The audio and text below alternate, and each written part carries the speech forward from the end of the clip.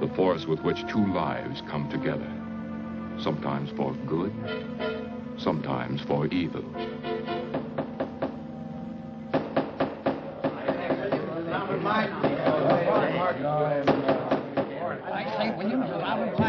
I'm definitely against it. Seems to forget we have our stockholders to answer to. Phone Mrs. Williams, Della. Tell her to be ready in about an hour, and I'll pick her up. Yes, sir. You phone San Rafael and see if those papers are on the way over from the executive. Yes, sir.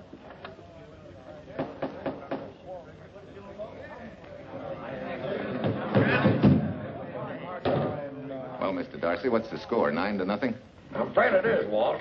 If you think you can persuade them to change their minds, go right ahead. Gentlemen, I never interfere in stock issues, dividends, or anything else in your department. I must run my department with no interference. Either I know why and when I need more factory space, or you need another boy. And that's all right with me, too. Because I can take these plants and pick my own spot in the motor production field. You won't have to worry so much about dividends. There won't be many. Hold on. I'm sure none of us want to lose Walt. Or our dividends. Why do you say we take another vote? Now, all in favor of buying the 3 new factories signify by saying aye. Aye. Aye. Aye? Aye. Aye. Aye. Aye. An unanimous vote. Congratulations, Walt. Congratulate the board. They're the winners. Williams, if these factories are so valuable that other companies would jump at the chance to get them, how do you know that you can buy them at the price you quoted us? How do I know? I bought them this morning. Good morning. Della, I was asked to rush this up for Mr. Williams. Get my wife, Della? Your maid said she'd gone to the dentist. I gave her the message. Oh, fine. Oh, this just came. Thank you. What about those papers? They're here. Burke's checking them now. Good.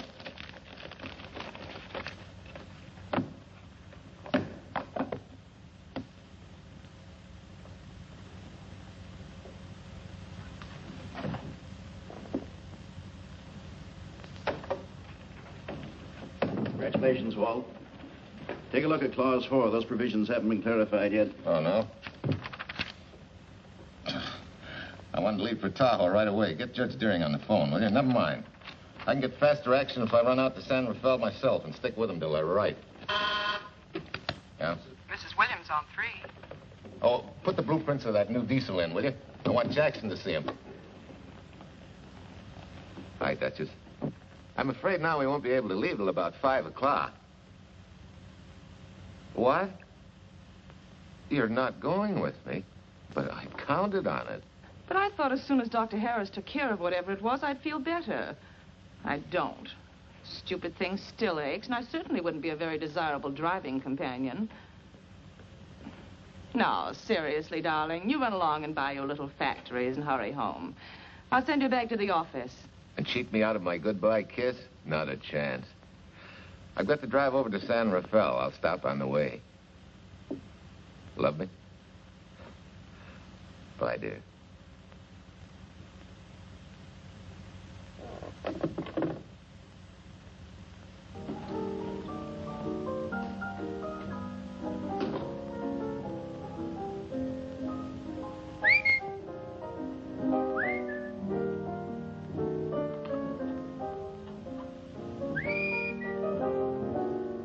How do you expect me to whistle through a toothache?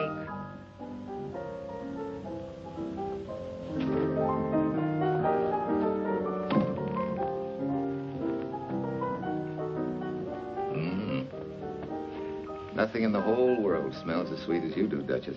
Certainly don't feel sweet. I was grouchy as an old bear. Well, old Doc Williams can give you something to fix that. Close your eyes. Relax now. Take a look at that and see if you don't feel better. Oh, Walt. Oh, darling, it's beautiful.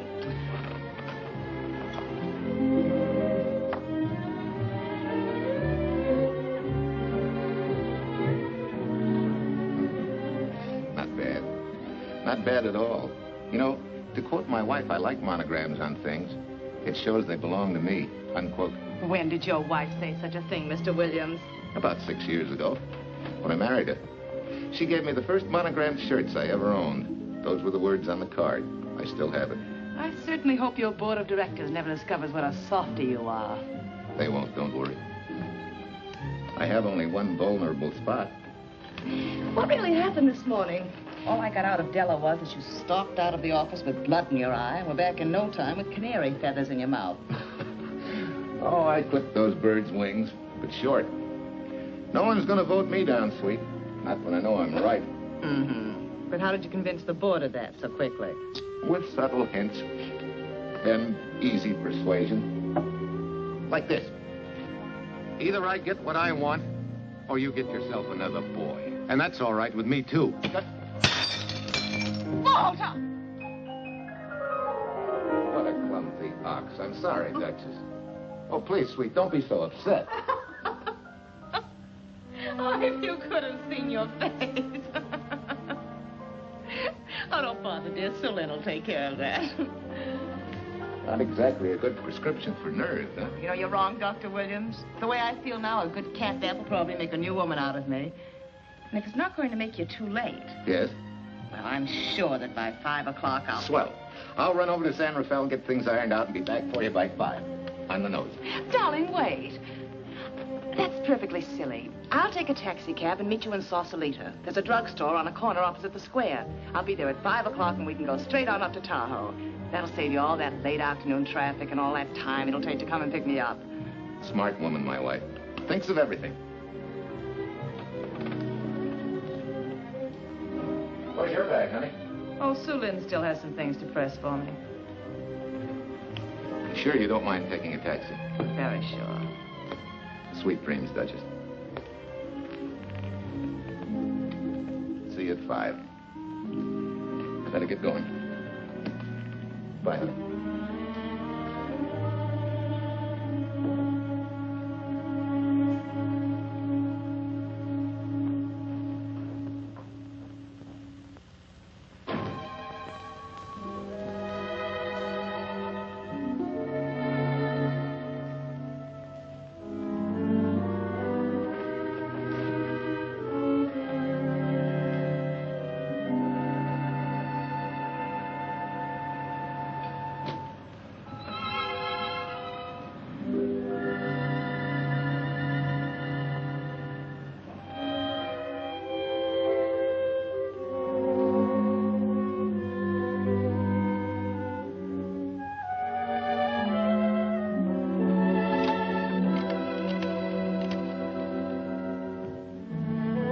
Long distance? I want Berkeley 79721. Hello. Ah. Hiya, beautiful. Yeah.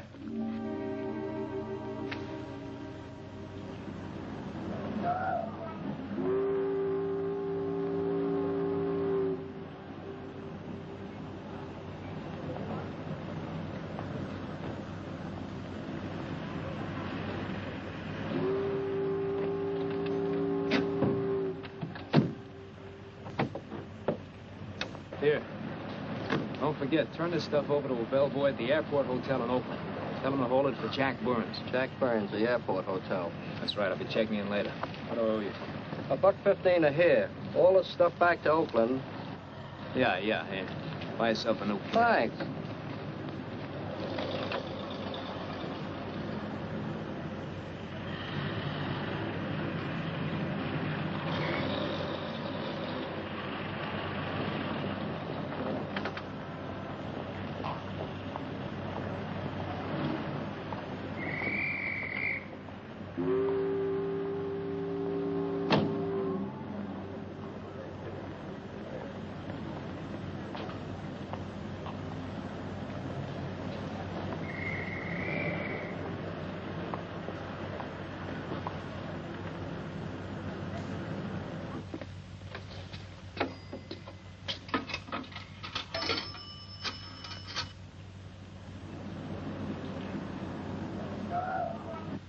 Hey, where's that new woman who was going to meet me? It's after 5 o'clock. Oh. Gee, I was so sure you were going to be okay. Maybe you better get yourself another dentist, huh? Of course I understand, honey, of course. Just to prove it to you, I'm coming right on home. No, you really mustn't, darling. I'm going to be perfectly all right, really. And besides... Besides what? Well, I've done something you're not going to like. You remember Aunt Margaret back in Illinois? You mean the old gal in Evanston? I'm way ahead of you. How much? Well, it isn't money this time. It's another relative. Her favorite nephew, Jim Torrance. All of a sudden, right out of the blue, just after you left, he telephoned me from Berkeley. Okay, Judge, I'll see him when I get back. Well, you don't understand, dear. You're going to see him right away. I'm what? Well, all he seemed to want was to be able to get back to Illinois, so So you buy him a ticket. That's easy. Well, it isn't. I offered to, but he got huffy and said he didn't want any handouts, and... Well, without thinking, I told him we'd pick him up and give him a lift as far as Denver. I won't say I'm getting exactly an even trade for you, but where do I find this guy? Well, he should be there right now. I told him to be on the lookout for a cream-colored roadster, just in case we failed to recognize one another after all these years. Oh, darling, you're such a lamb. You sure you forgive me? What do you think? Well, I better run along, or Cousin Jim might get nervous. Take it easy, sweet, and miss me, will you? I do already. Don't drive fast. And please take care of yourself. Softy. Goodbye.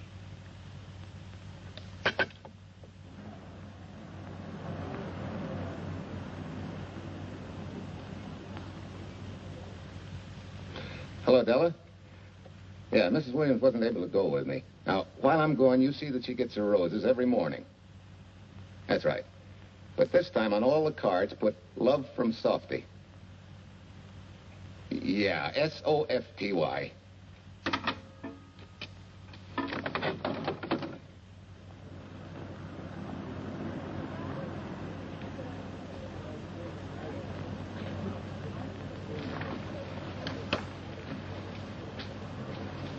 Hello.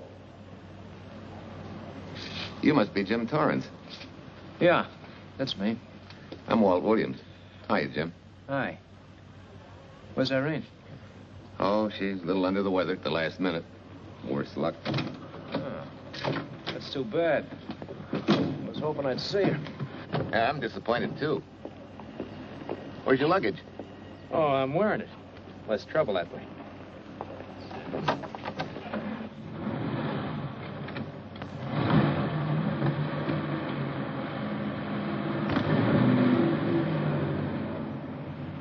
Irene tells me you're heading for Illinois. Yeah. Going been a little rough, huh? Haven't exactly been worried about my income tax. What's your line, Jim? Oh, guess I'm a better salesman than anything else. You know, I can give you a couple letters when you get back to Chicago. It might help you. It's fine. Little in with the top brass never hurts. What outfit were you with?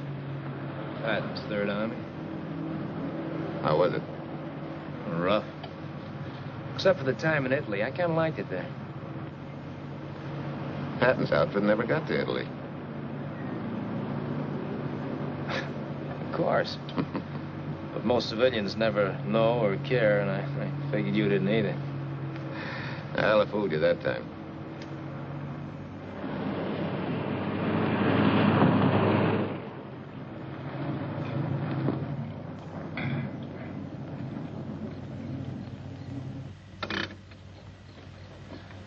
Our last chance to chow for a while. How about it? No, thanks. I grabbed a hamburger while I was waiting for you. I can still taste the harness.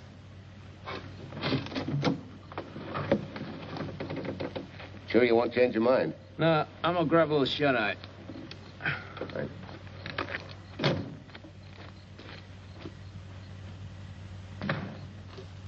Chicken sandwich and a Coke. One chicken sandwich. Chicken sandwich coming up.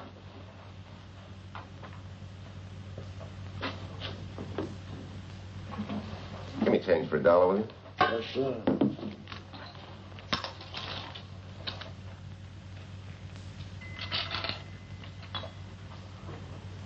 Thanks.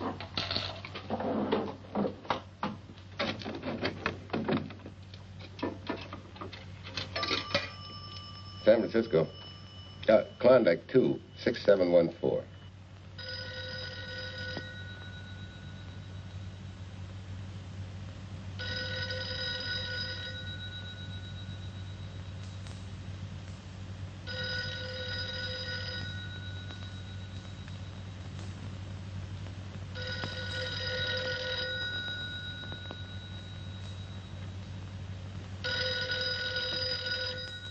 Klondike 2, 6714 does not answer. Oh. Well, try Sutter 1, 2599, please. Bayview Apartments. Oh, yes, Mr. Williams. No, your maid isn't there tonight, sir. Well, she said Mrs. Williams was taking something to make her sleep and wasn't to be disturbed. But perhaps... No, don't disturb her. Just leave a message that I won't forget about a certain problem.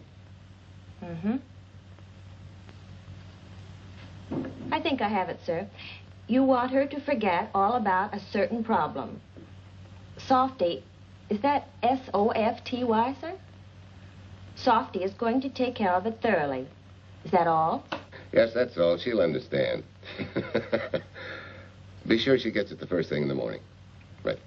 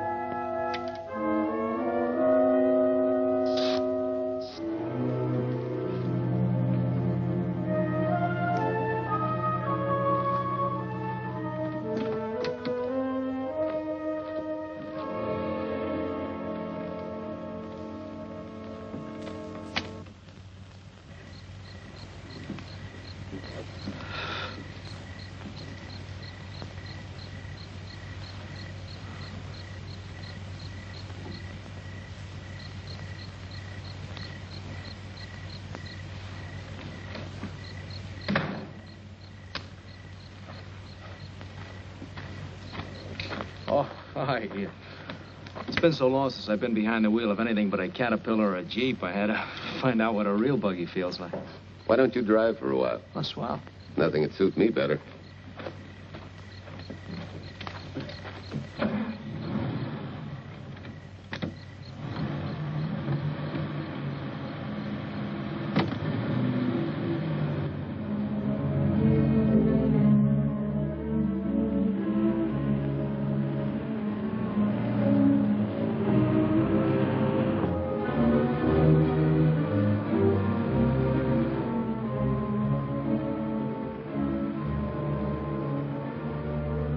Tell me, Irene still got that little scar on her cheek? That one she got from the fall? Yeah. You can hardly see it now, though. How'd you know about that? She just got it last summer. Thought you said you hadn't seen her for years. Oh, from Aunt Margaret, of course. How else? She always sends me the news in her letters.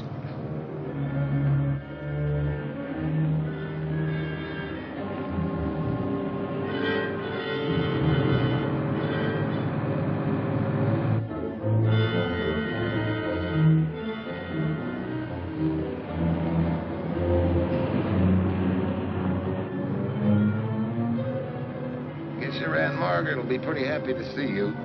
Irene says you're the favorite nephew. Afraid my lovely cousin was just giving me a build-up for your benefit. You don't know Irene. Maybe not.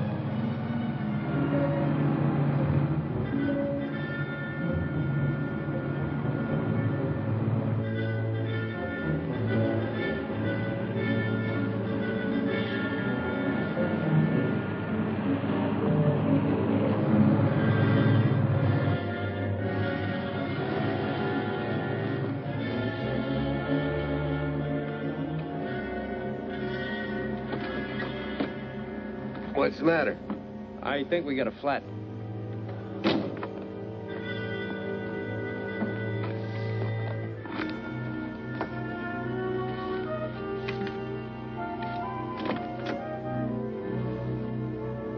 Yeah, flat as a flounder. Well, let's get to work. Hey, look out there, young fella. It's quite a drop.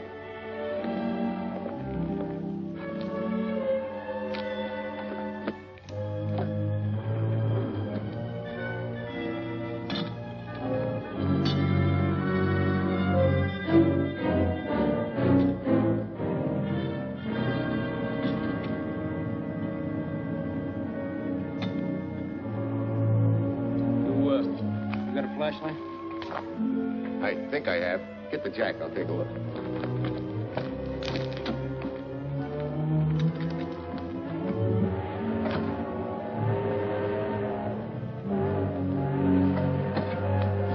Did you find it? Yeah. Yeah, it won't be long now.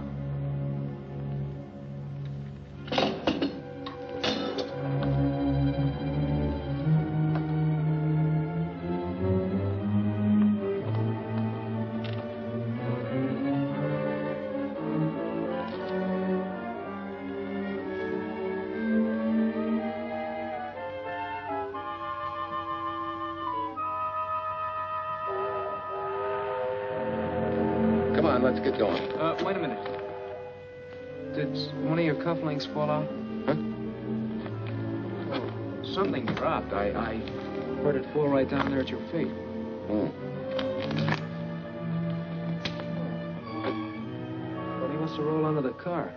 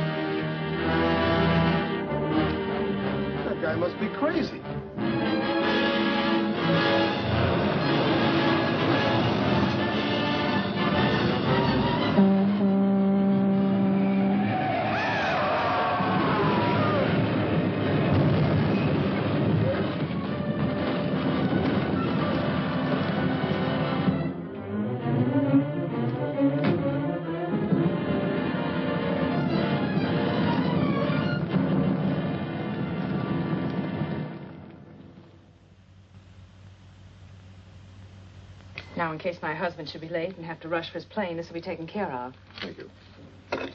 Tell Mrs. Burns the 302.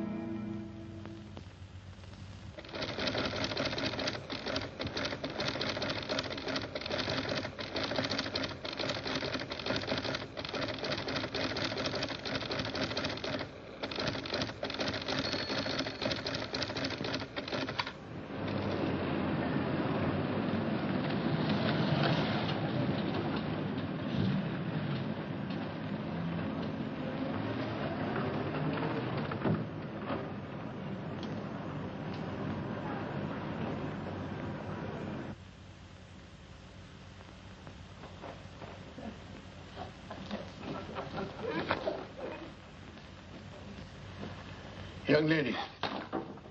Excuse me. I want to see Mrs. Walter Williams.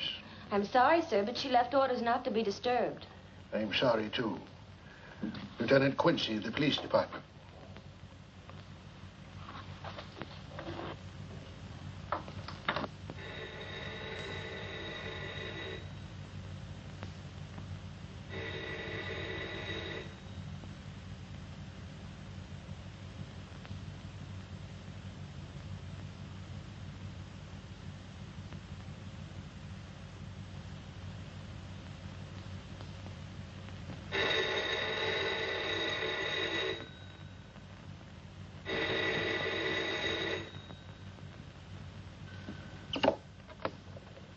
Hello? I thought I left orders not to be Oh, I see. Ask him to come up, please.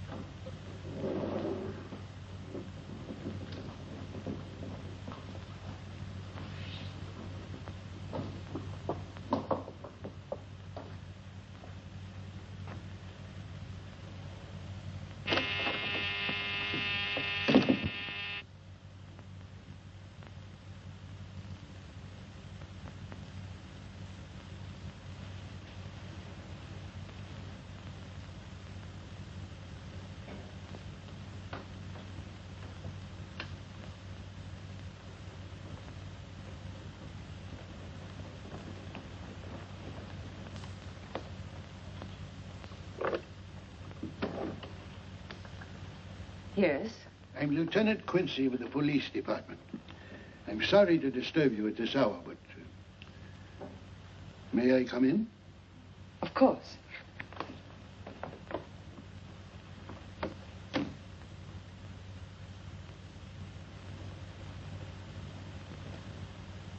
Well, Lieutenant? Did your husband go on a motor trip late this afternoon? Why, yes, he went to Denver on business. Why? Was he driving a packet roadster?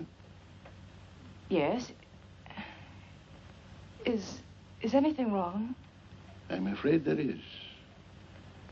Won't you sit down? Has something happened to my husband? Yes, Mrs. Williams. He's dead, isn't he? Yes. Oh, Walt, I knew something like this would happen. I begged him time and again not to pick up hitchhikers. But it wasn't a hitchhiker, Mrs. Williams. It was just an accident. He ran into a truck, a gasoline truck. You mean there was fire? He must have been driving pretty fast. I don't think he felt anything after the crash.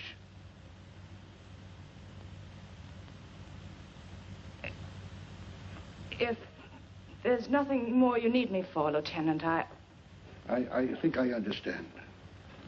And may I say you've taken this with a great deal of courage. Good night, Mrs. Williams.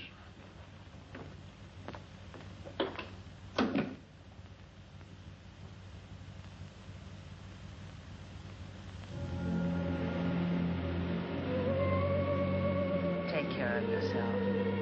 Softly. From Irene and me. Softly.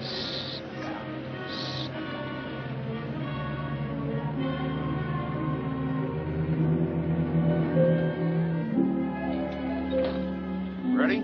Yeah. That Williams must have been quite a guy. Yeah, he went to work for Universal Motors as a sheet metal worker. Mm-hmm. Less than 10 years, he's their top production man. Well, he sure went out in a blaze of glory. Yeah. Let's go.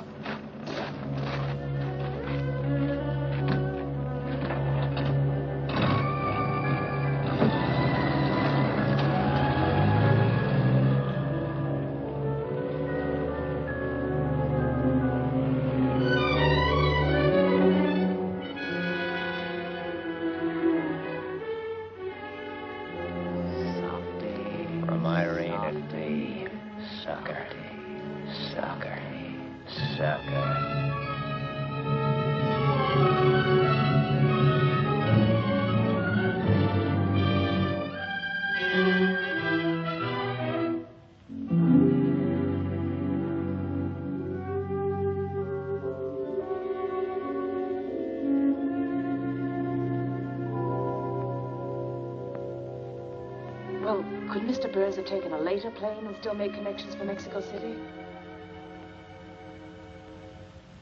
I see. Thank you. Yes? Here's some telegrams for Tai. Just put them under the door, Su Lin.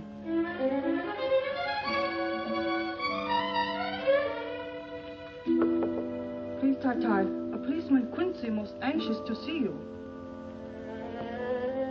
Ask him to wait, Su Lin.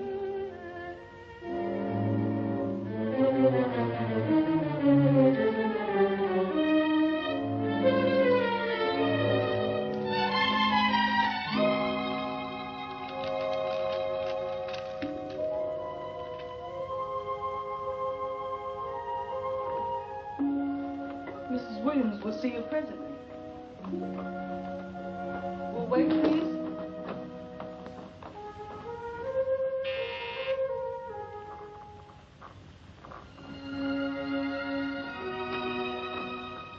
Flowers from Mrs. Walter Williams. Thank you.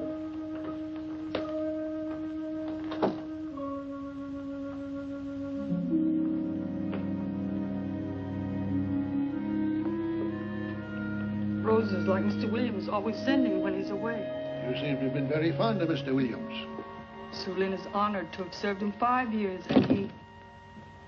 I'm sorry to keep you waiting, Lieutenant. I wouldn't be disturbing you again if it wasn't necessary. And I would be keeping you but a moment. You're being very considerate. Won't you sit down?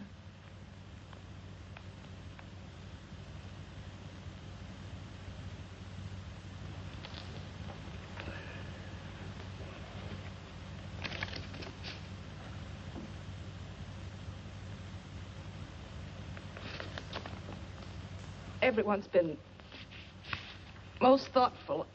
And why shouldn't they be? Forgive me.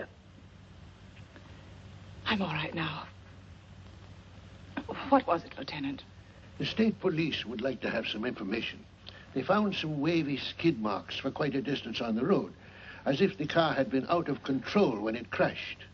Tell me, was Mr. Williams a reckless driver? Why, no. He was a fast driver, but certainly not reckless. Well, was he a heavy drinker? Quite the contrary. Well, what about his health? Could he have had a heart attack and lost consciousness before the accident? Why, no. He was in perfect health, but he'd been working much too hard lately and was overtired. Perhaps he fell asleep at the wheel last night. Oh, poor darling. If only I'd been able to go with him last night, he might still be alive. Well, maybe so and maybe not. You mustn't blame yourself, Mrs. Williams. Fate plays an important part in these matters. Your handkerchief.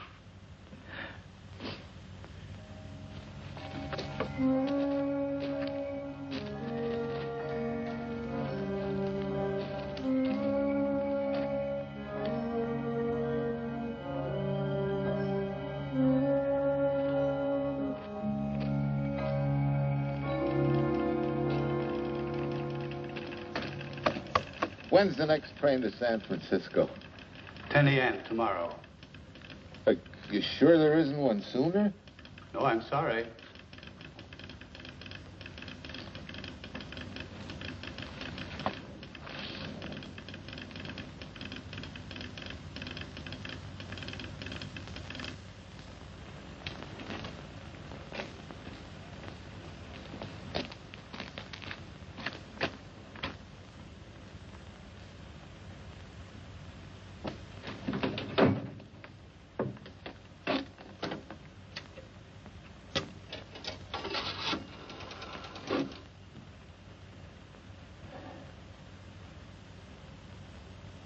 We have a circuit now, sir. Evanston. Calling Mrs. Margaret Hubbard's residence in Evanston. One moment, please.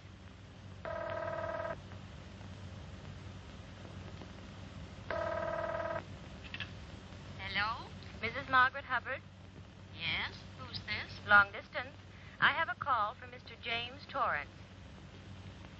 Who? Mr. James Torrance. He's her nephew, Jim Torrance. The call is for your nephew, Jim Torrance. I haven't any nephew, and I don't know any Jim Torrance. Sir, Mrs. Hubbard says she doesn't know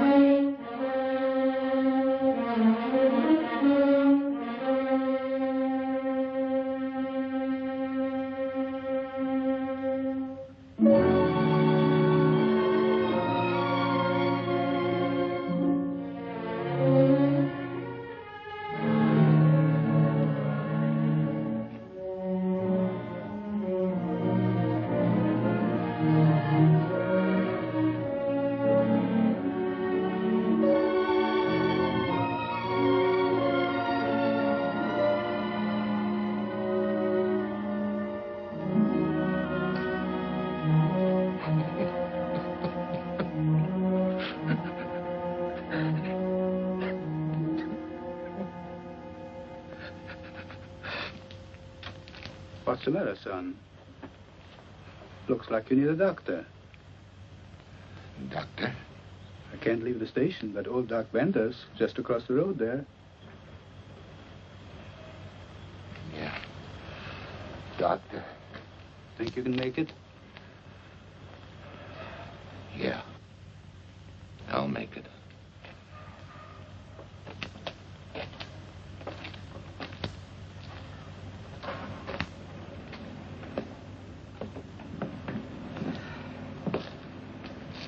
Now, take it easy, man. There's some concussion there. You've got to watch your step for a while. Yeah.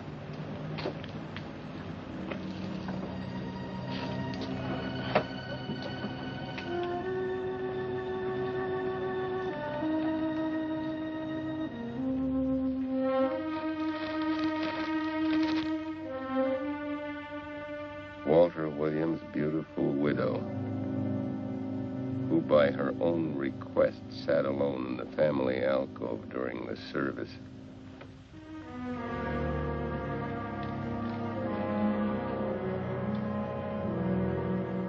Smart. Someone might have caught her licking her chops.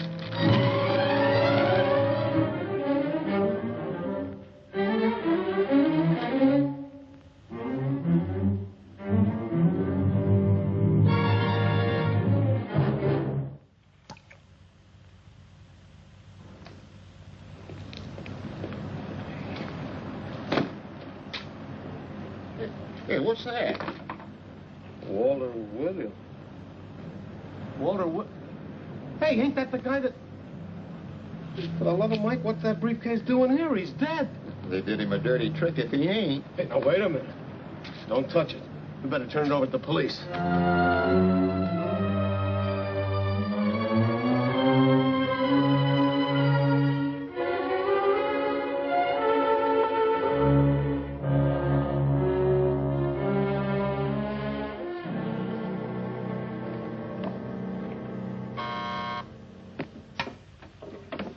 Homicide, Captain Callahan. Oh, yes, Chief. The dope just came in from Washington. The fingerprints are those of a James Torrance. Yeah, I'm putting Quincy on it. Right. This sort of opens up a new can of peas on the Williams accident. There's the FBI reporting the guy. Playing with the lady's affection seems to come natural with him. All you got to do, Quincy, is find him. Yes, that's all I got to do. Last known whereabouts of Jim Torrance was in a moving van somewhere between Sacramento and Points East. Yeah, wait a minute. Last known address, care of his sister, Mrs. Joseph Rossetti. Irving Apartments, Berkeley. Well, what are you waiting for, Quincy? Let's go. Did Torrance leave any forwarding address? No, he said he was going to send it to me. Sorry to trouble you. Oh, Lieutenant, if you should happen to hear from him, will you let me know? There's an unpaid telephone bill and a bundle of laundry. Laundry? Let's have a look.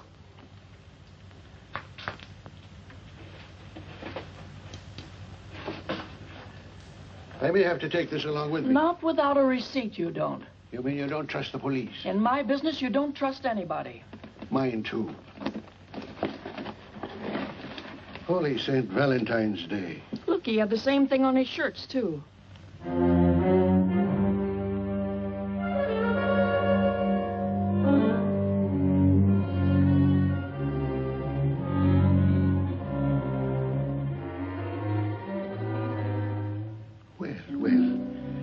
Romance in your late tenant's life. Did you ever see the lady? You know, I never did.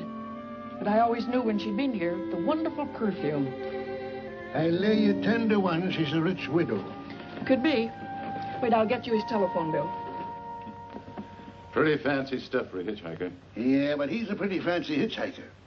According to the shirt maker, a certain lady in the town had these made special. And they're just like her husband's. Only his initials were WW. Sort of smells, don't it, Cal? Now, take a look at this little item. It was also found in the laundry. I for Irene and W for... Well, it could be for Williams, too, couldn't it? Yeah. Homicide, Callahan speaking. Hello? Oh, hello, Fitz. Hello. What news? Oh? Any luck? Both days, huh? Swell. Have it typed up and sign it. This report of Fritz will be a nice little topper for this pile. His checkup shows calls from Torrance's phone to Williams's private number, and a flock of them going the other way, including one on the 7th and several on the 8th. The 8th, in case you've forgotten, is the date of Walt Williams' accidental death. Well, that ought to be enough to get an indictment out of the grand jury. Go pick her up. I'd like to play a long shot first. It might give us 2 for 1. Well, take him one at a time. A bird in the hand. He's not going to lead us to its mate. I'd like to give the lady a little more rope. Well, Thanks. I thought you'd agree.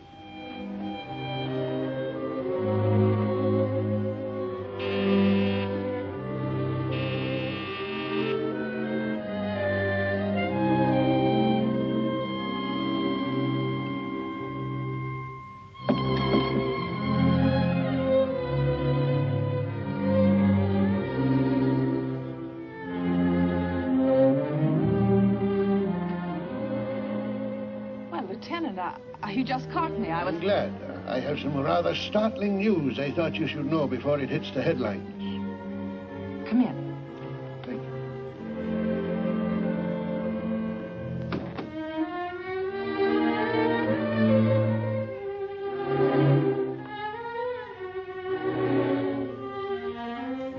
Sit down, won't you, Lieutenant? Thank you. I'm very anxious to hear about this news. It seems that your first hunch, remember, that a hitchhiker was responsible for your husband's death?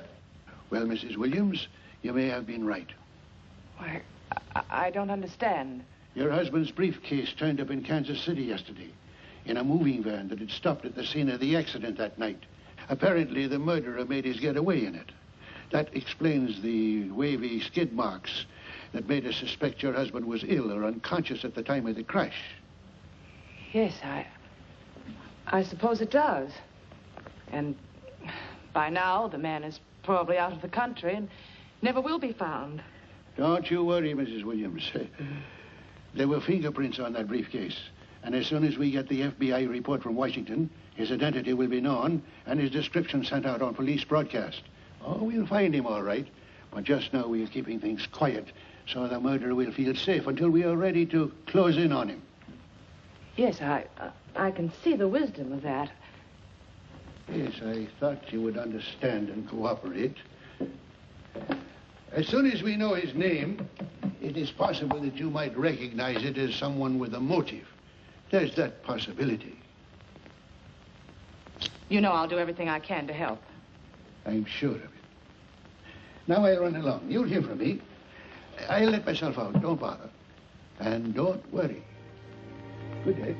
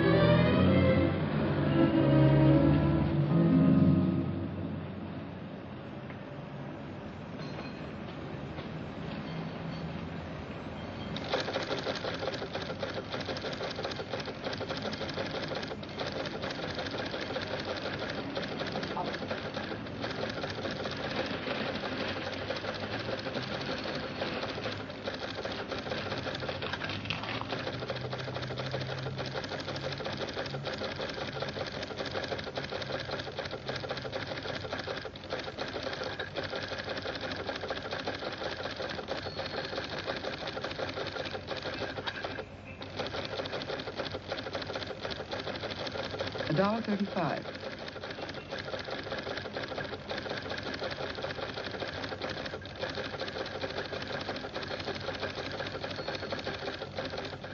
See, everything after the letter J in the first name has been obliterated by heavy writing over it.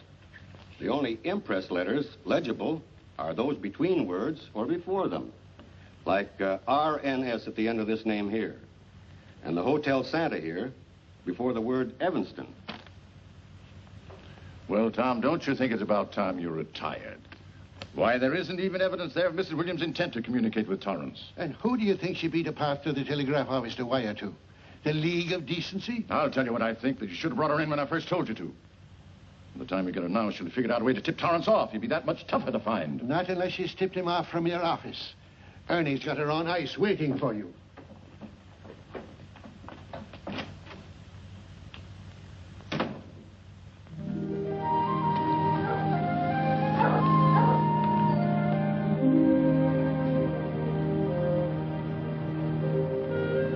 Pretty good, huh? Fastest growing little town in Idaho.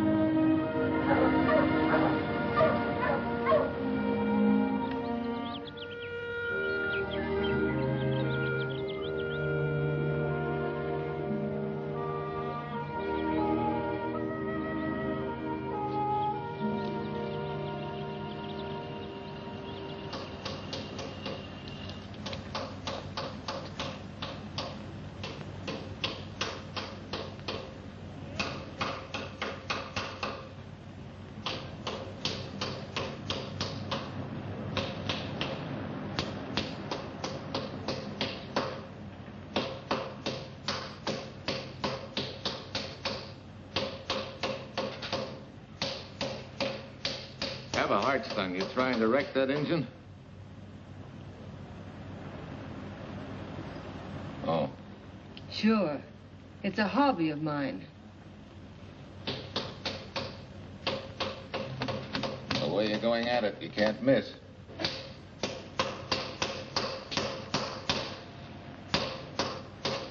Here. I just can't let you ruin that beautiful motor. Start her up.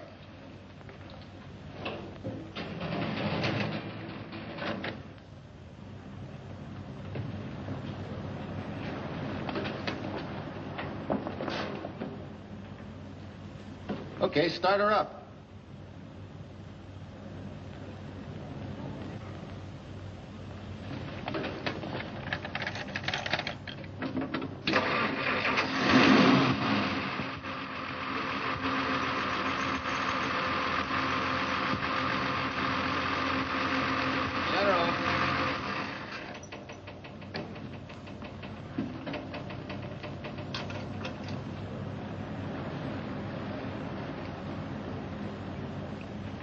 You're certainly not a mechanic by trade.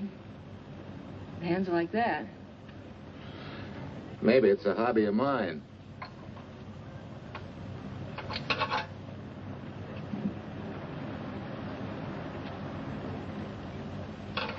Gee, what happened to your head? Perhaps I was talking when I should have been listening. Okay? Okay by me. Thanks a lot, Hill. So long, Marcia. Bye. He's all right now. You better lay off till the boss gets back. I'm the boss. I guess the new cars are a little bit over my head. Now, with a jalopy, it's different. Aren't there any mechanics around here you can hire? No, they all went over to the new factory in Mansville. I guess they got better wages. Tough break. Yeah. How much do I owe you? Oh, forget it. Well, I'll be shoving along. Well, at least have a cook in the house. You might as well. Marcia, can I use your phone a minute, please? Sure, help yourself, Uncle Ben. Never rains but what it pours. 650, please. Flat tire this morning. Now the danged engine stalled on me. Nice and cold. Wilson's garage? No, I did not give you the wrong number. Fine thing using my phone to cheat me out of repair bills. Aren't you ashamed? Gave you the wrong number. 650, please. You're a nice girl, Marcia Peters, and your ma's a fine woman. And I'll always buy my gas and oil here. But you ain't never gonna tinker with my car again. Busy? Busy. Always busy. Yeah. Wait a minute. We're not so busy. Would you like to do another good deed and give Uncle Ben a hand? Why not? Where is your car, mister? Maybe I can help you. Why, are you a good mechanic? Very good. And very reasonable. Well, just what you need, girl. Better hire him. It's an idea, Uncle Ben. Come on. Thanks for the Coke. Sure.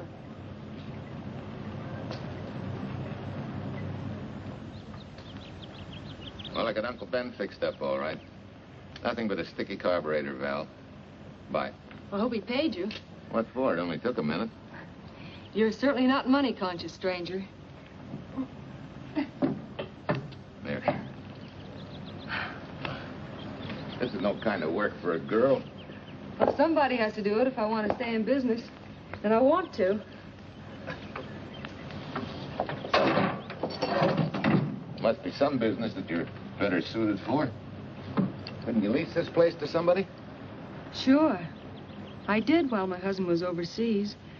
But when he was killed in Okinawa, well, we'd made a lot of plans for the future here. And I had a hunch he'd like it if I took over and tried to make a go of it. Takes more than a hunch to do that. I got along famously.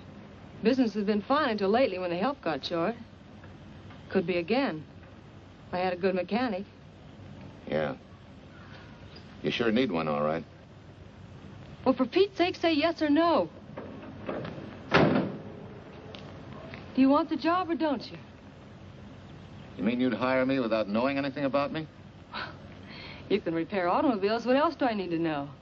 Except your name. Well? Why not? Sure. I'll try it for a while till you get someone permanent.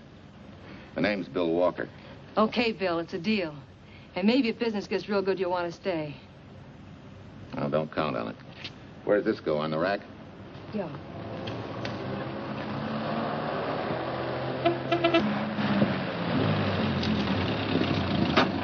Marcia! Marcia! It happened! It's a boy, 8.5 pounds. Pair of shoulders like a prize fighter. Well, congratulations, Papa. How's Jane? Ah, perfect. Everything's perfect. Gotta get down to the store and tell the gang. Almost forgot. Oh, gee, thanks, Ed. I'm sorry, I won't have enough for the gang. Yippee!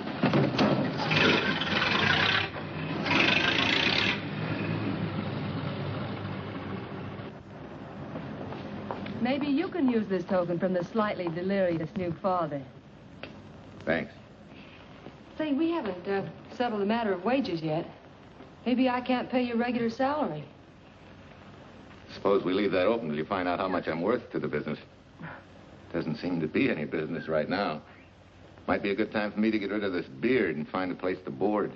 We live right next door. I'll go ask Mom. She'll know of a place. Sort of a peaceful house. I noticed it this morning. Oh, gosh, I forgot. She's down helping Mrs. Wellesley with her canning. Mom finds homes for everything from stray cats... To stray mechanics? Well, you're not a stray anymore. I'll go phone. Pearl? 674, please. Hello, Miss Westler. May I speak to Mother? Hi, Mom. I've got some good news for you. I hired a man for the station. Yeah. No. Nobody we know. He's from out of town. Needs to place a board. You got a good one up your sleeve? Okay. Says she has to meet you first to come home for supper. Huh? And you like apple or cherry pie? Cherry. Cherry it is, Mom. See you later. Oh, now I gotta get rid of this. Hey, where's the nearest barber shop? The one and only, just up 2 blocks. Tell Judd you're working for me. When you get back, we'll close up and go home. Thanks.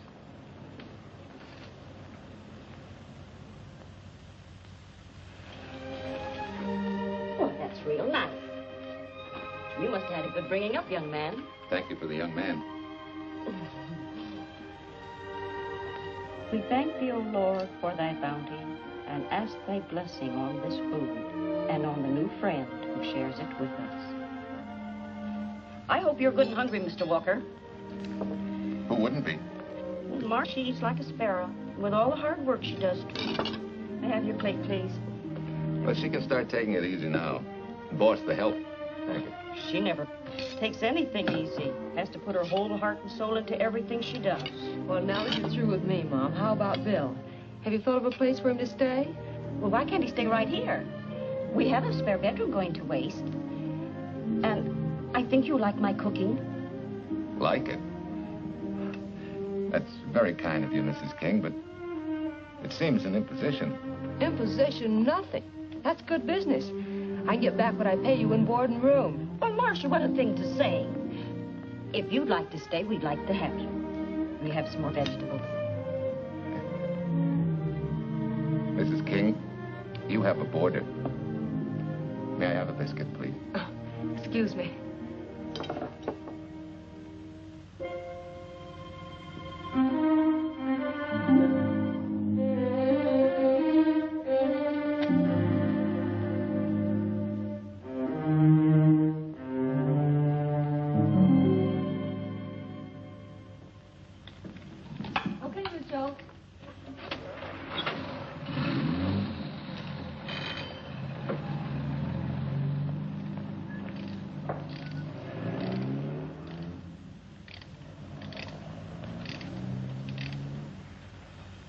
It's wonderful the way tools seem to come alive in your hands.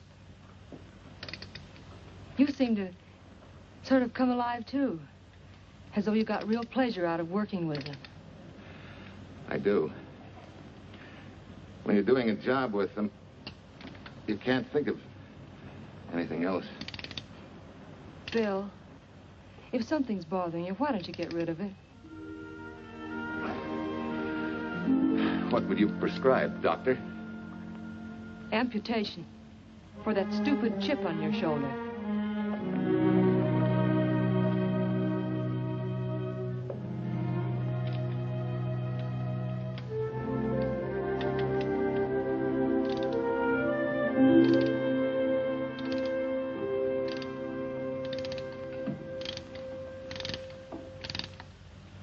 What you need is a ring job.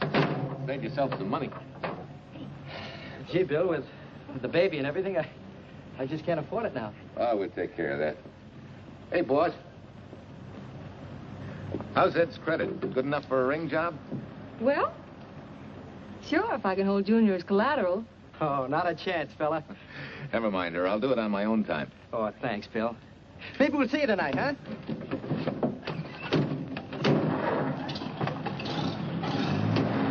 Some shoulders, huh? Yeah. Some father, huh? Bye, Marcia. Bye, Marcia. Bye. Nice kids. Hey, was Ed clowning about their being hard up? No. Things have been pretty tough for him ever since he got out of the service. Fix a car for him, Bill, and only charge him for the labor, okay? Then he gets it for free. I'd already figured on knocking that off. Say, we could make it an anniversary present. Anniversary of what? Junior's arrival, and mine, 3 months ago today. Time certainly flies. That was a lucky day when you came to MP service. Your work's been bringing in a lot of business. I'm glad of that. Hated to have fallen down on Mom and you. Say, look, boss, why don't we three celebrate tonight and go to the movies? Ed said he and Jane were going. Well, that lets Mom out. She'll be babysitting. I'd love to go, Bill. I haven't been in ages. Here's your opportunity. Go to work.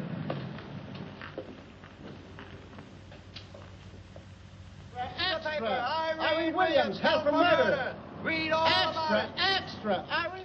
This is Sheila Graham with the latest news of the shocking Williams murder case. While beautiful Irene Williams is held for trial, charged with conspiring to kill her late husband, the police are searching for James Torrance, believed to be the lover of Mrs. Williams and her partner in the horrible murder of Walter Williams.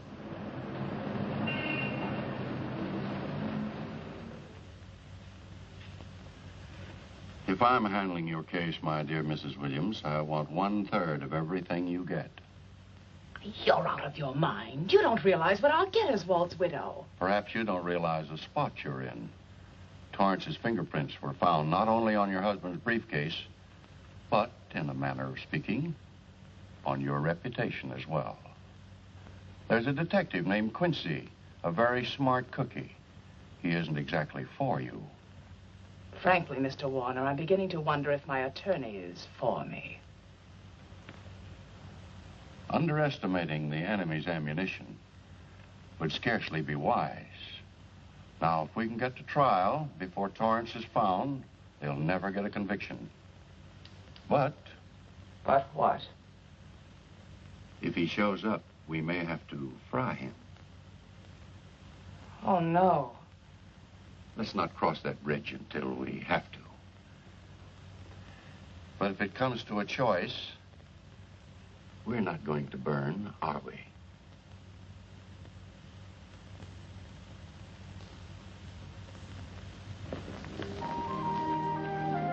Aren't you the chatterbox this afternoon? What about this afternoon? Oh, I'm sorry, boss. I guess it was wool gathering. You're only supposed to do that in the spring. Is there anything you don't know? Yes. What's San Francisco got that we haven't? Better newspapers, for one thing. Anyway, California's supposed to be the land of opportunity. I thought that by now you liked it here. I do. Very much. It's a good town. Nice people. Swell boss. Thanks. We like you, too. No fooling, Bill. You'd be surprised how many people ask questions about you. What kind of questions? Oh, where you came from. Do you have any family? And do you like it here, and are you going to stay? Al Knox asked me at the movie last night if you wanted to join the volunteer fire department. Just interested, friendly things. I suppose it is natural for people to wonder about a stranger who moves into their community, like I did. You know, I've been thinking, maybe it wasn't such a good idea, you and I going to the movies last night.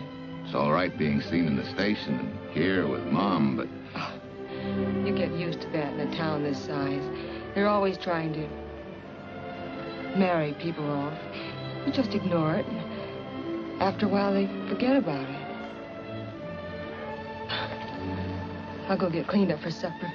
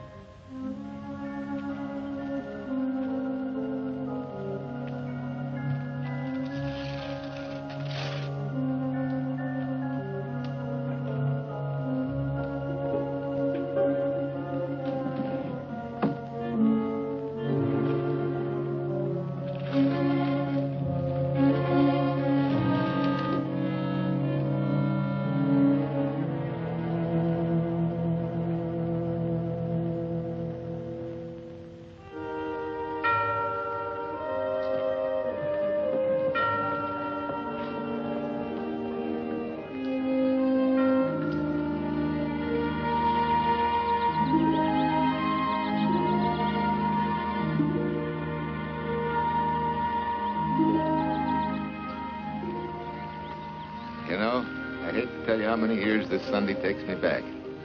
Did you always fall asleep during the sermon? I wasn't asleep, Mrs. Peters.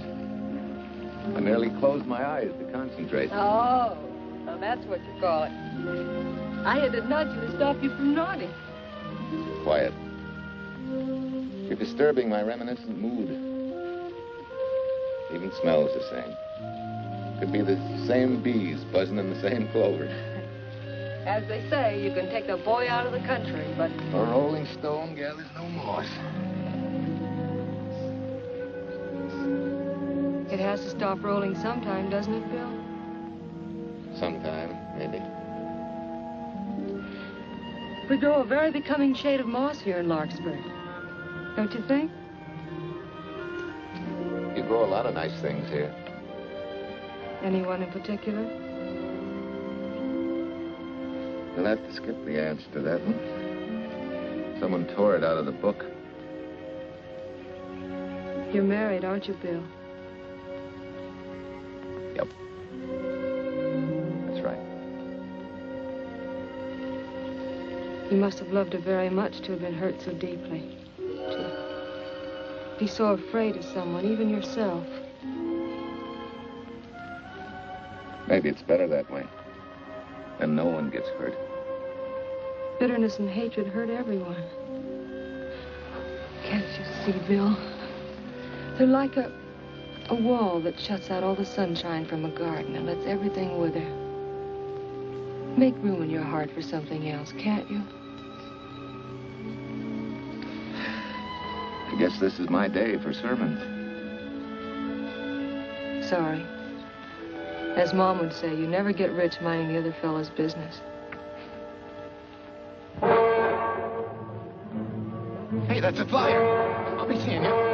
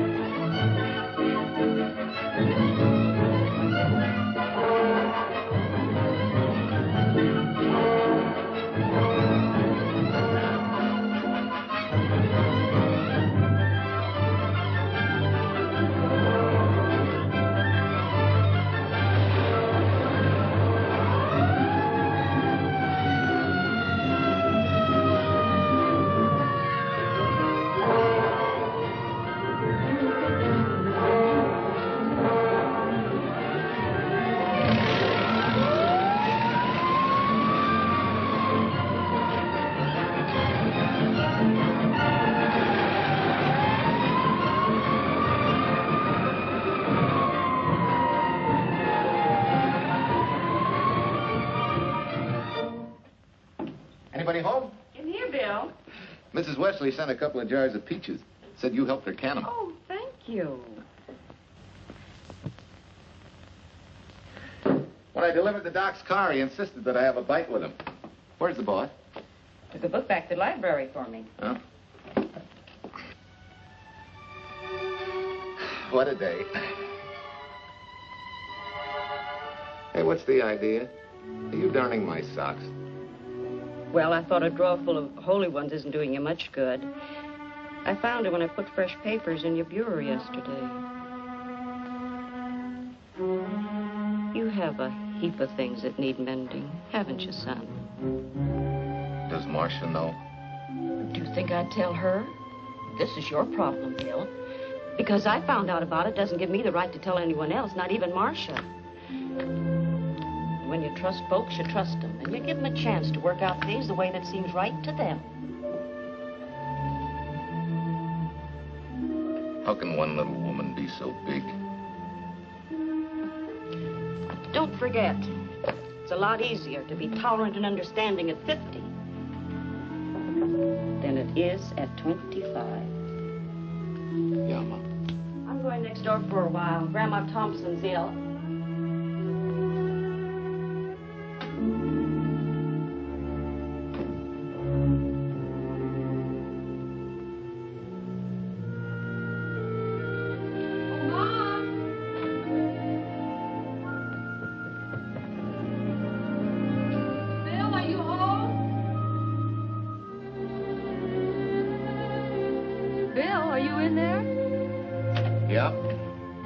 Door, Marcia. Hi. Do you work awfully late? Oh, about 6. Anything wrong? Come in. I want to tell you something. I'm checking out. Has something happened? No, just... I'm doing what I should have done a long time ago. Moving along. But why, Bill? My name isn't even Bill. There isn't any Bill Walker. I'm Walter Williams. The late Walter Williams. Walter Williams? I don't understand. You may not even after I've told you, but at least you'll know the whole story. Sit down, please.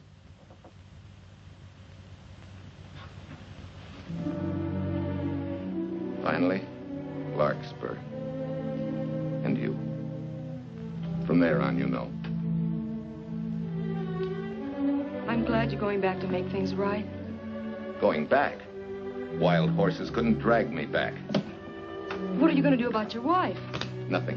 You're going to let her go to trial for murder? Oh, no, Bill. Why not? She tried to kill me, she and her cousin. But they didn't. Who says they didn't? Let them try and prove it. No matter what your wife did, she can't be tried for something that didn't happen. Oh, Bill, can't you see? You bet I can see. She deserves everything she's getting. Sorry part of it is they'll never convict her. No, Bill. The sorry part is you're not big enough to take a hard jolt to your pride and to your ego. Sure. It hurts to be tricked and cheated by someone you loved and believed in. But that doesn't give you the right to take justice into your own hands, to trample on the hearts of others and walk out on life. A barren, frustrated boyhood.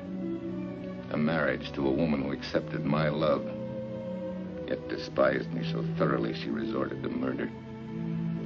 I'll never think of our moments together without nausea. I feel stripped bare, degraded. Because you've closed your mind and heart to everything else. Even me.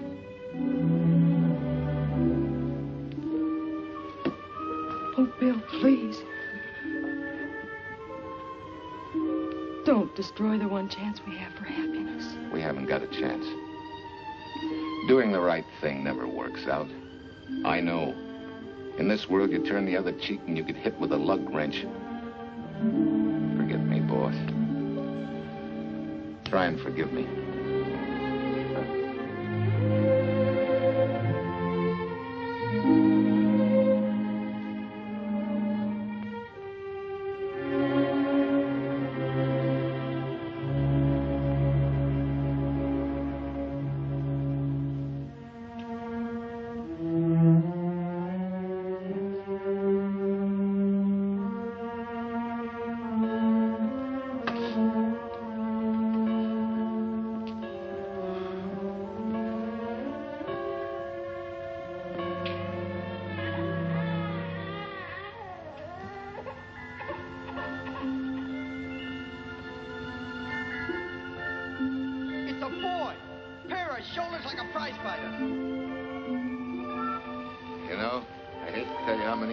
Sunday takes me back.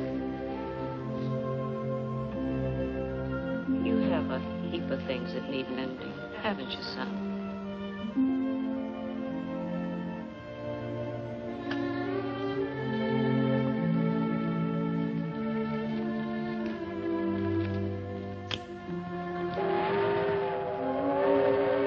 Take care of yourself. Softly.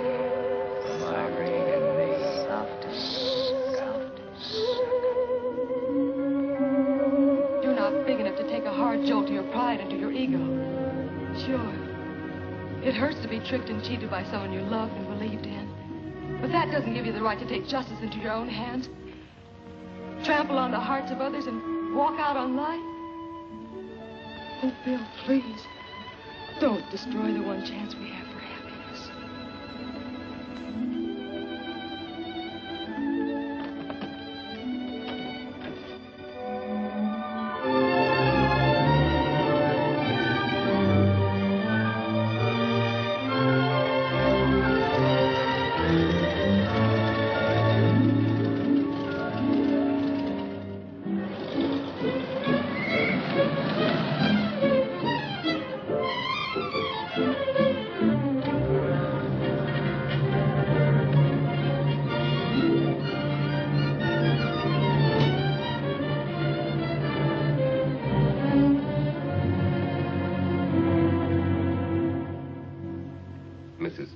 Kind enough to come along to substantiate at least the Larkspur portion of what I've told you.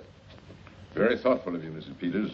Mr. Williams, when you read in the newspaper that the hitchhiker who attacked you had been, well, a close friend of your wife's for some time, it must have been a great shock to you.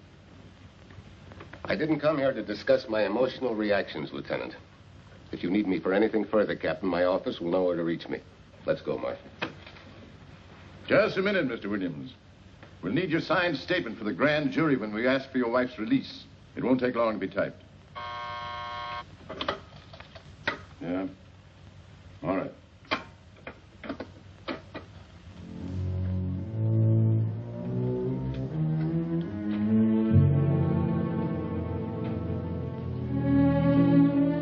Come in.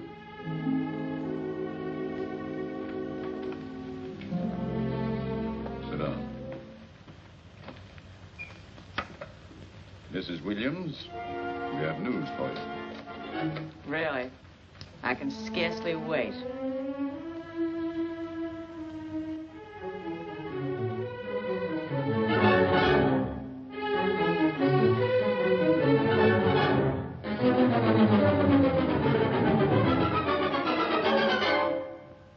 It seems it was Torrance who was in the car when it crashed. Jim? Dead?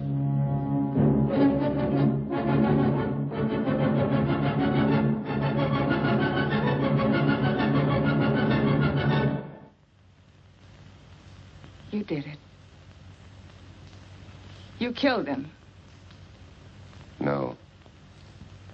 He tried to kill me. Thought he had. And he ran into the truck. It was an accident. An accident? You wait all these months to tell this story. You let me rot in this filthy jail. Wait a minute. You let everybody believe you're dead. Pretty convenient, wasn't it? A dead man can't be tried for murder. Mr. Williams, perhaps your wife would understand better if you would explain to her about the amnesia. Amnesia? Oh, don't tell me you believe he had amnesia. Where's he been all this time, just wandering around in a daze? Tells us he's been in Larkspur, a little town in Idaho, working as a mechanic in a service station. Run by Mrs. Peters here.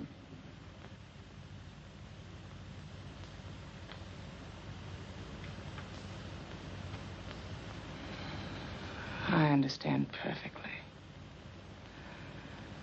Now that my chance for happiness is dead, I suppose you'll demand the divorce I begged you to give me so that I could marry Jim. That's fantastic. Yes, isn't it? After you telling us that the man you picked up was a perfect stranger. Well, that's not true. The time and place for meeting Jim had all been arranged. I must advise you, there's a law that a wife can't testify against her husband. There's a law against murder, too, but that didn't stop him, and nothing's going to stop me until I'm through. It's all right with me, Captain. Go on. Talk your head off.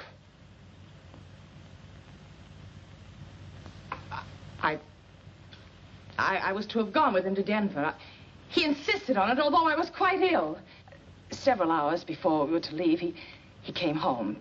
There was a violent scene. He threatened to kill me unless I agreed to give up Jim. And I wish he had. This is incredible. Not one word that she has said is true. Then you have nothing to worry about. Mrs. Williams, was there a witness to the threats you mentioned? No. Unless the maid overheard. She was in the apartment.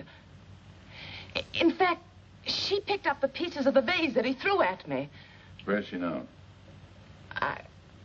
I don't know. She left me suddenly after all this began. Please, could the questions wait? I feel rather ill. Will you have Mrs. Williams ready for the grand jury at 10 o'clock tomorrow morning? That's all.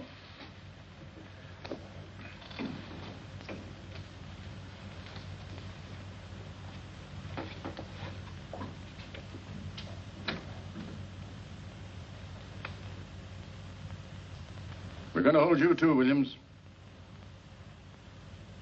On what charge? Suspicion of murder.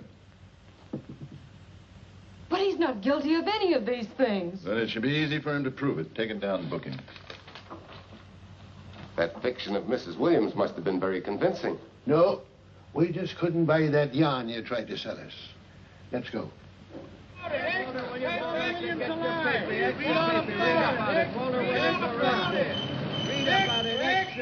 What's the White, Reed, and murder charge? Extra, get your paper. Walter Williams charged with murdering White's lover. Extra, get your paper. Irene Williams goes free.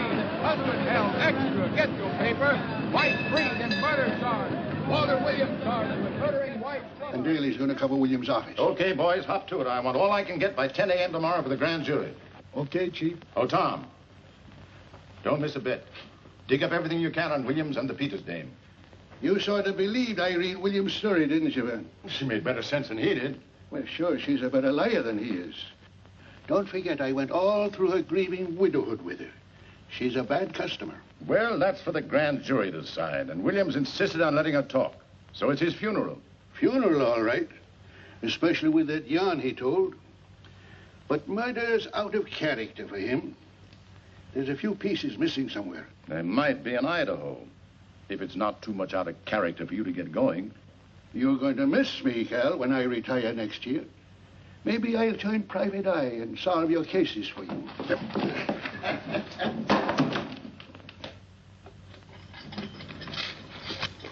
Hi, Williams. Mr. Williams? Thanks. Got a deal from the bottom here, don't you? Sorry, Williams. Okay, Williams.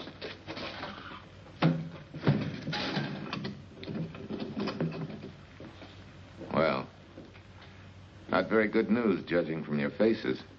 Well, Wolf, the grand jury returned indictment against you. Mrs. Williams was released. I see. Now, don't you worry, Walt. We'll have you back at work where you're needed, and in short order. Come on, Eldredge. There's a visitor waiting far more attractive than we old fogies. We're just leaving, Mrs. Peters, but remember, don't hesitate to call on me for anything. Thank you so much. Good.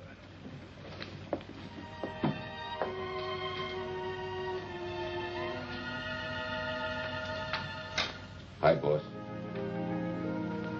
Bill, what have I done to you? If it weren't for me, you wouldn't be here. If it weren't for you, I wouldn't be. I came back here because I wanted to believe in the things you do. I still do, no matter what happened. Will you do something for me? Go back home, where I know you'll be taken care of. Not a chance. You'll have to think up a better reason than that to get rid of me. I'm a big girl now. I've just been to Larkspur, Williams, where I found these newspaper clippings. Of course, some of them are 3 months old, but you seem to treasure them, so I brought them along. So? I don't think they exactly substantiate your claim of amnesia. As if you were interested in substantiating any claim of mine. Now, let's get one thing straight. Most people, when they get in a jam, think the police are only interested in the prosecution. Our job is to get the facts, the truth. And the truth never hurt anyone but the fellow that lied.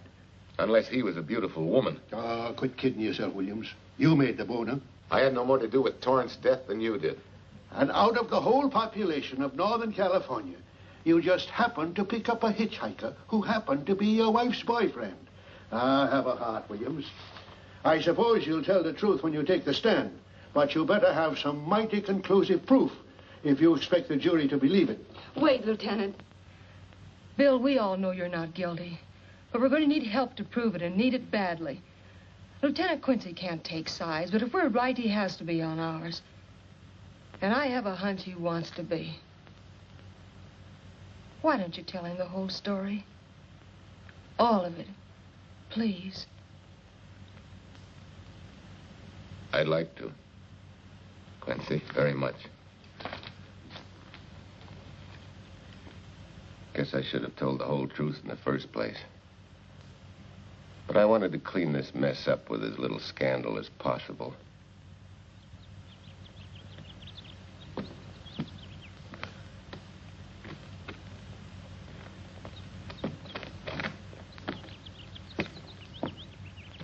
Well? No sign of the lug wrench or anything. My dear Mrs. Peters, will you please stop trying to be a detective? How many times do you think the police have combed this spot for any kind of evidence?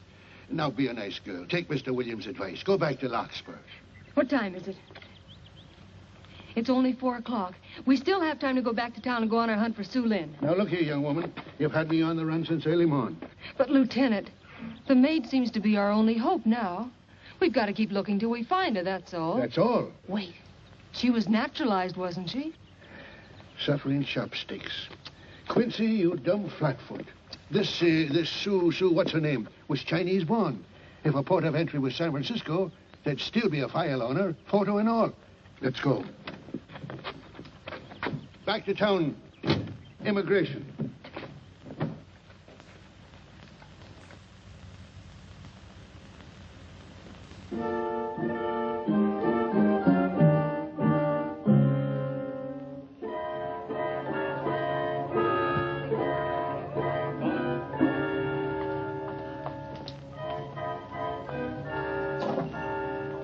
counsel has given us the right lead.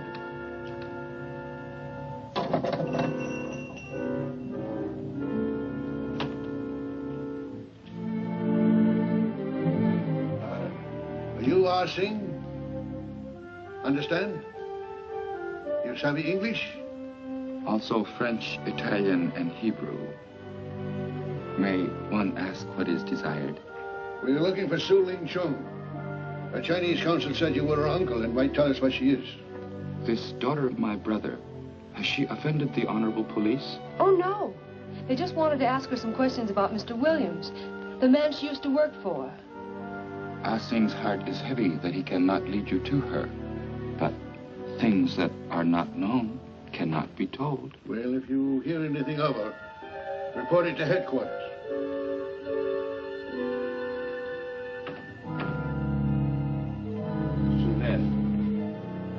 Untruth is not good for soul, and not wisdom when told to policemen. Better for the soul to be kind than to be wise. Su Lin must keep silence to help in this matter.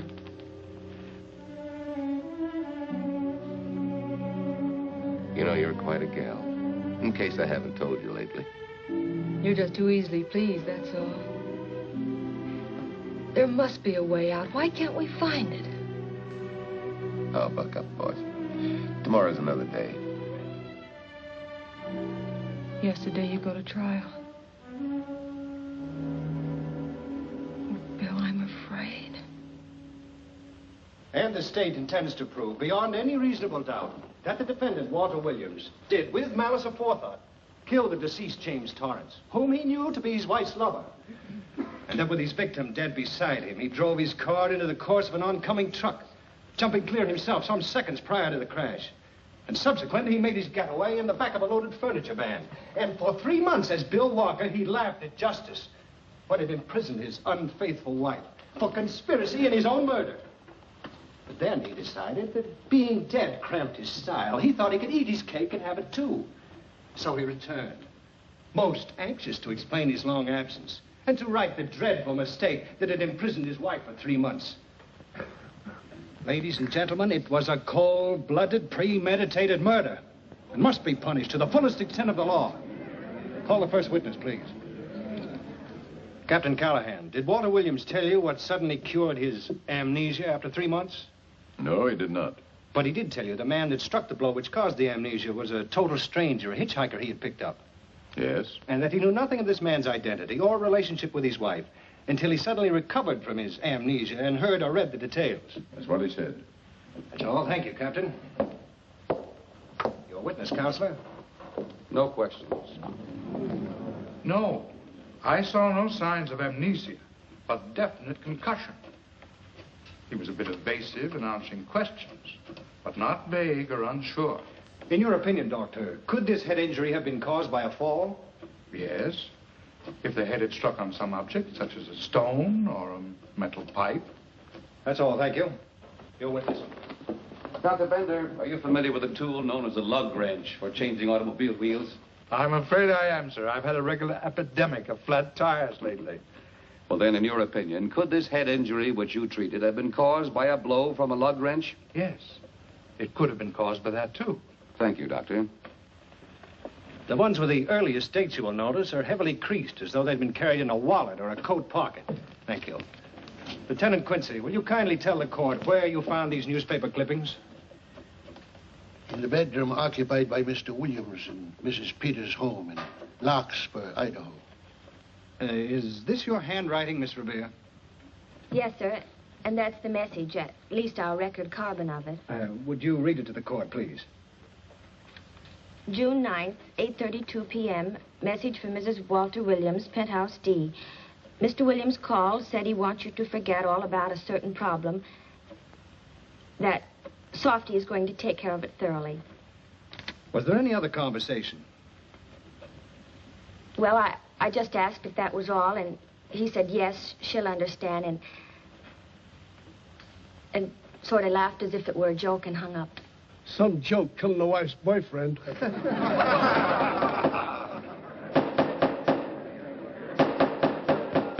is the state versus Walter Williams. All the rounds so far have gone to the prosecution. And it was a grim-faced Williams who was returned to his cell this afternoon. What the score will be after he takes the stand is anybody's guess, but he's going to need some lucky punches to get a decision. And though Torrance struck with intent to kill, after telling you this is from Irene and me, sucker, you still telephoned Illinois to find out if there was a cousin Jim. You are hard to convince, aren't you, Mr. Williams? Is it so incredible that a man should fight against believing such a thing about his wife? Oh, that is very touching. From a husband who planned a trip on which he intended to destroy his wife and did kill her lover. That's a lie. Your Honor, I object to the conclusions drawn by the prosecutor and move that it be stricken from the records. But, Your Honor, there is a corpus delicti, remember, who was your wife's lover. Objection sustained. There's also her own story, which in front of witnesses you insisted she tell. And then we have your own two different stories from your own lips. One featuring a perfectly strange hitchhiker, the second an equally strange cousin Jim, without a questionable substantiation for either bit of fiction.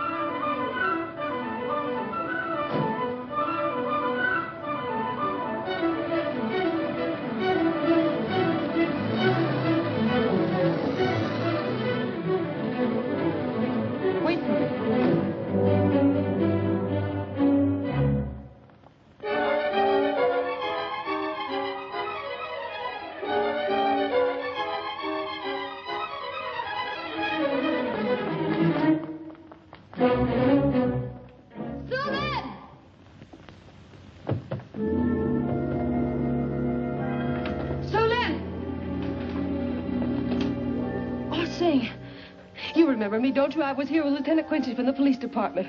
I just followed Su Lin up the stairs. I saw her come in here. You must be mistaken. I'm not mistaken. She's here. I must see her. Ah Sing, don't you understand? It's to save a man from prison, even from death. I will send her to you.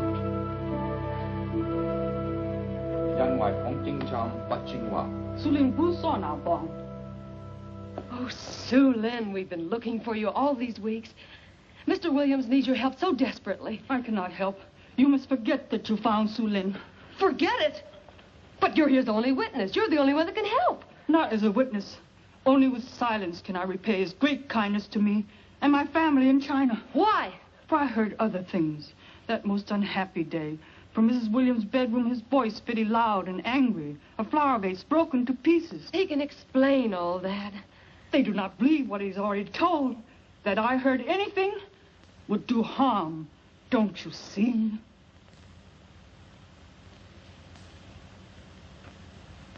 Yes.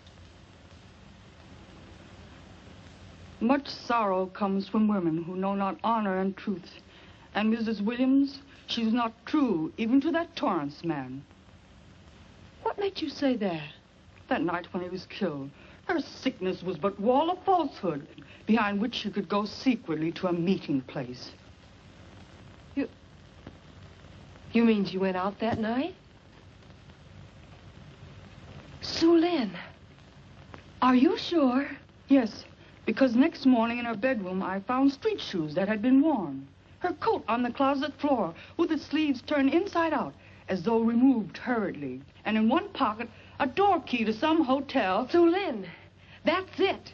Proof that she and Torrance had planned to meet that night after he killed Mr. Williams. What hotel was it? Oh, I don't remember. The key. What did you do with it? Returned to coat pocket. Come on.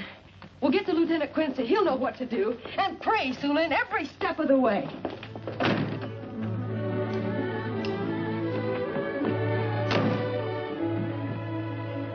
Now hold everything. Even if this long shot don't work out, we'll just keep on pitching.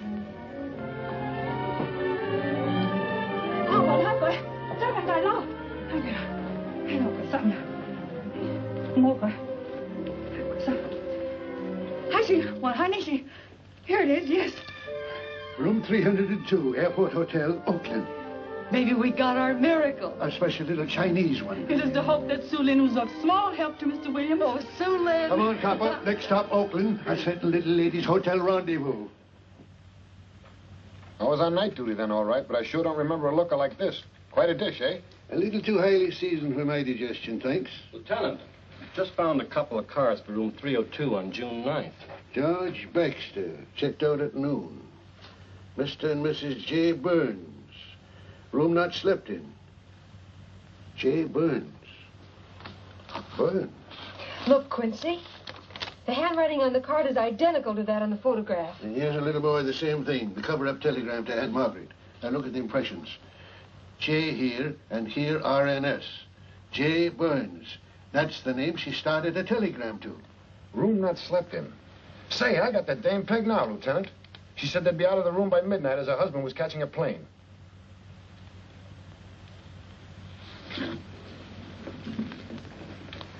But Quincy... Reservation for Sam Andrews. Yes, sir. This ties it all up, doesn't it? Yeah, like a greased pig. What do you mean? We've got the evidence now, the proof. Of what? Su Lin's theory that Irene was playing the field? This evidence only proves that she came here to keep a date with a man named Burns. We can't even prove that he didn't keep the date. But you know he didn't. There wasn't any Burns. It was only a name that she and Torrance used. Fine. If you can prove that, Williams will be free. But none of this will prove it. Sorry, copper, but we are just up another blind alley. Willie? Yes, sir. There's a couple of sample cases from Mr. Sam Andrews. Came up from the station this morning. Take them to Parlor B right away. Sure thing, sir.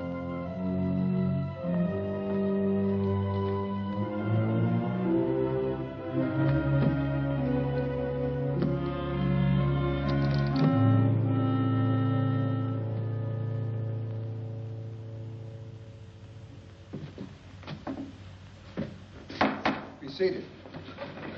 Case of the state versus Walter Williams. Proceed, Mr. Eldredge.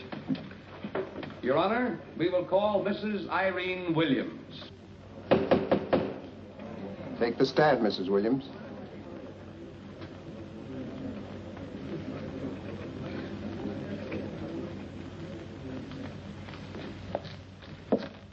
Raise your right hand. You solemnly swear that the testimony you're about to give in this cause to be the truth, the whole truth, and nothing but the truth, so help you God? I do. Hey, what cooks? The defense calling her? Mr. Eldredge, what's the purpose in calling this witness? Merely for purpose of identifying handwriting.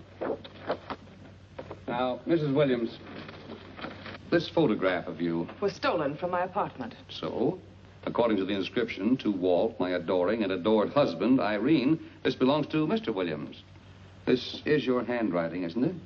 Of course. I'm touched that he should have wanted it so badly. And this telegram, addressed to Mrs. Margaret Hubbard. Is that also your handwriting? It is.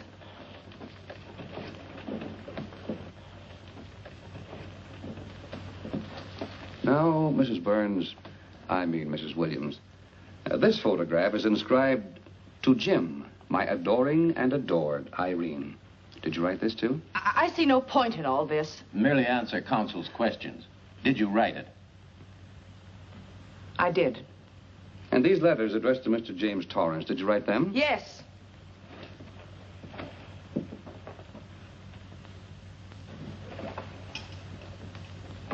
And this monogrammed garment, A gift from you to Mr. Torrance? Why must I be tortured again by all this? I never made any secret of my love for Jim Torrance. That's why he's dead. Your love for Jim Torrance.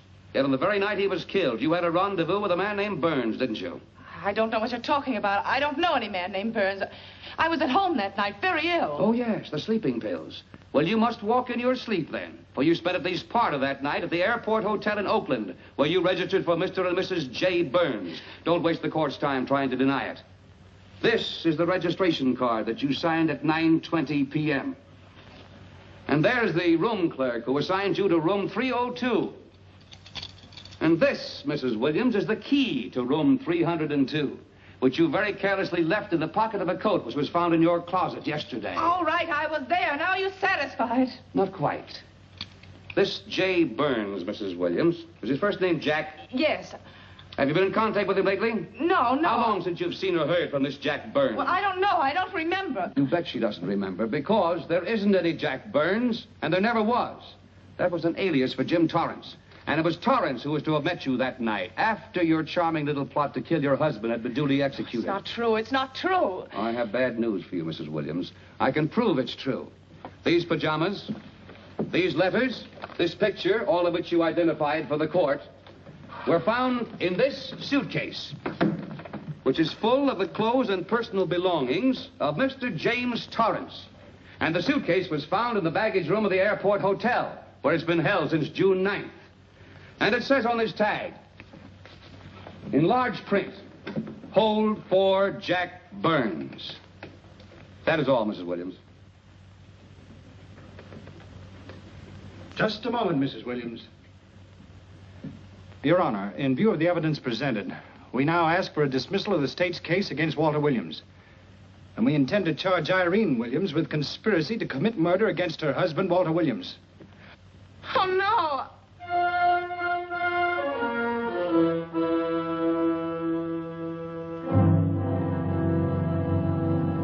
The case against Walter Williams dismissed. Court adjourned until 2 o'clock. Well, that's that, Walt. Congratulations, Mr. Williams. I haven't the words for it, Quincy, but we could never have made it without you. Ah, sure you could. You know, son, right always wins if you give it a little push. Especially when you get a copper like this one to do the pushing. Well, I'll be seeing you. You know, it'll seem kind of strange being able to eat and sleep without someone getting in your hair all the time. Oh, fine, Walt. We're looking forward to having your hand on the wheel again. The Denver plants are waiting for you to open them. You think you can make it in the morning? How about it, Counselor? You bet you can. Oh, good. Well, I'll be running along. Well, you think you like Denver? It's okay by me, boss. Yes, impact. The force with which two lives can come together. Sometimes for evil, sometimes for good.